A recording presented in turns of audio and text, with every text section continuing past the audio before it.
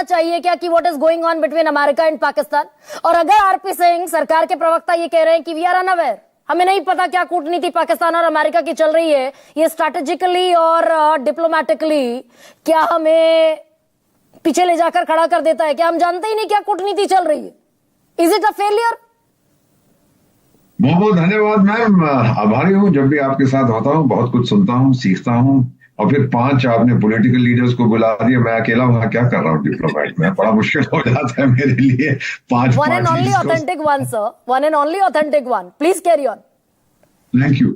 ये जो अभी पहले आपने शुरू किया ये कमिटीज का, ये कमिटीज मैं तो रहा हूँ, कमिटी में बैठा हूँ। एक सिस्टम होता है, कमिटी अपॉइंट की जाती है, 10 सदस्य हैं, 15 हैं, 20 हैं, जियोग्राफिकल रिप्रेजेंटेशन दिया जाता है भाई कितनी कमिटीज पे वो बैठे हैं, जो जनरल असेंबली के सदस्य हैं। मेन कमिटीज होती हैं, सब्सिडरीज कमिटीज होती है, फिर कमिटी खुद चेयरपर्सन को इलेक्ट करती है और वाइस चेयरपर्सन। ये कानूनी सिस्टम है। लेकिन बिहाइंड द सीन्स तो आप जानती हैं कि चाचा मैकडोनाल्ड ट्रम्प का तो बहुत दबदबा है, वो बताता है भाई इसको बना लो, इसको बना लो, इसको बना लो। सेकेंड थिंग मैम, सर ये तो गलत नहीं कह रही हूं मैं कि अमेरिका की हरी झंडी के बगैर पाकिस्तान को जितने पॉइंट मैंने गिनाए कुछ ना मिलता। यू आर एब्सोल्युटली राइट, उसके बिना नहीं होता। मैम दूसरी चीज ये है कि भारत की तरह हम भी जो हमारे संबंध होते हैं कंपार्टमेंटलाइज करते हैं। चाणक्य ने 2000 साल पहले, वो तो हमारा भगवान है, मेरे जैसे डिप्लोमेट्स के लिए हम तो चाणक्य नीति पर विश्वास करते हैं। उसने 2400 साल पहले कहा था कि मेरे दुश्मन का दुश्मन मेरा दोस्त होता है। उसने ये कभी नहीं कहा कि मेरे दोस्त का दुश्मन जरूरी है कि वो मेरा भी दुश्मन बने। मिसाल के तौर पर मैं, और ये मेरे जहन में है, दिस इज वेरी रिसेंट, जब हमने रूस की आलोचना नहीं की थी जो उसने यूक्रेन पे किया है, तो यूरोपियन यूनियन के एक बहुत महत्वपूर्ण, सुन लीजिए इसको, मैं जितने हमारे प्रवक्ता हैं मैं चाहता हूं कि अगर आप इसको सुन लें, उन्होंने हमें फोन किया, बहुत महत्वपूर्ण मेंबर ऑफ द ईयू, बोले कि हम बहुत नाराज हैं भारत से। हमने कहा क्यों?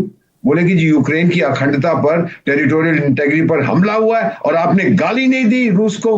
तो हमने कहा अरे हम तो भूल गए, जब गालवान में चीन ने हम पर हमला किया था हमारी टेरिटोरियल इंटेग्रिटी पर, आपने जो स्टेटमेंट दिया था जरा उसकी कॉपी भेजेंगे हमें। हाँ। खामोशी, क्योंकि उन्होंने कुछ नहीं कहा था। सिर्फ वो बोले हमारे संबंध जो हैं चीन के साथ वो बड़े डेलिकेट हैं। अच्छा, और मेरे संबंध रूस के साथ डेलिकेट नहीं है?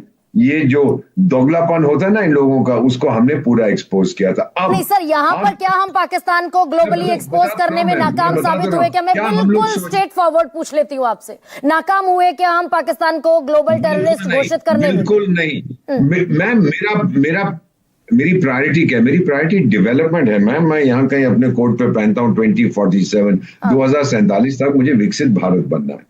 पाकिस्तान बीच में एक चूहा है मेरे लिए मैम, मैं उसके साथ डील कर रहा हूं। आप देखिए मैकडोनाल्ड ट्रम्प साहब ने पीएम नरेंद्र मोदी को क्या कहा है कि कनाडा से आप आ जाइए जरा अमेरिका। पीएम साहब ने क्या बोला?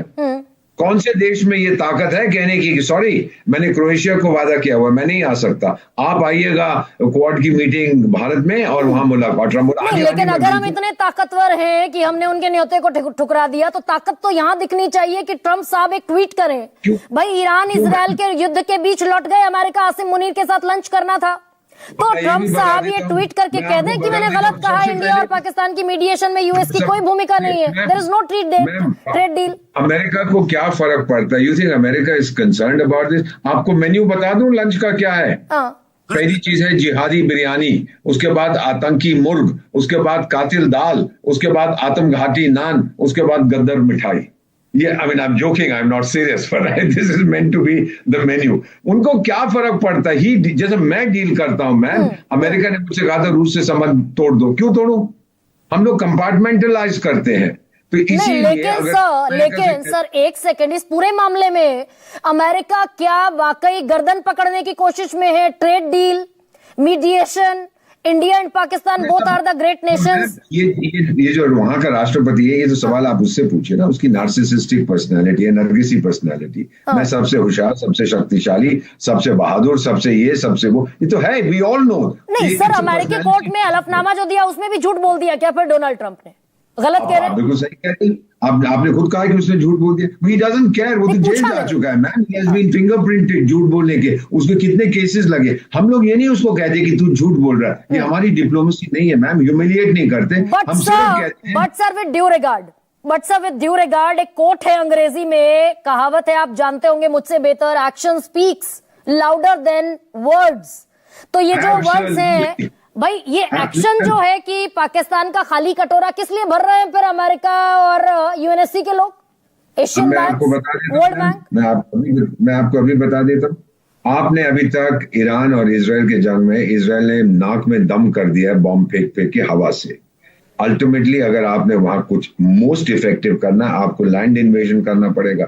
वो इजराइल से तो 1500 या 2000 किलोमीटर दूर है। तो ये जो मुल्ला मुनीर है मैम, इसको क्यों बुलाया गया है बता दूं आप? बताइए ना जब सर। अफगानिस्तान पर अमेरिका ठोक रहा था तालिबान को, एयरबेसिस कहाँ थे अमेरिका के? पाकिस्तान में थे। उनका प्रयोग कर रहा था। अफगानिस्तान का 1500 किलोमीटर का बॉर्डर है पाकिस्तान, या 1200 किलोमीटर का। हाँ, अगर तो अगर पाकिस्तान का इस्तेमाल अमेरिका कर रहा है तो हम क्या मूर्ख बन रहे हैं क्या इस पूरे? हम ये क्या इस गफलत में बैठे हुए हैं राजीव जी? क्या हम इस गफलत में बैठे हुए हैं कि भाई अमेरिका को हमने 35 मिनट तक बात करके कन्विंस कर लिया कि there is no trade deal, there is no mediation, there was only bilateral talk between India and Pakistan, और अमेरिका कन्विंस हो गया?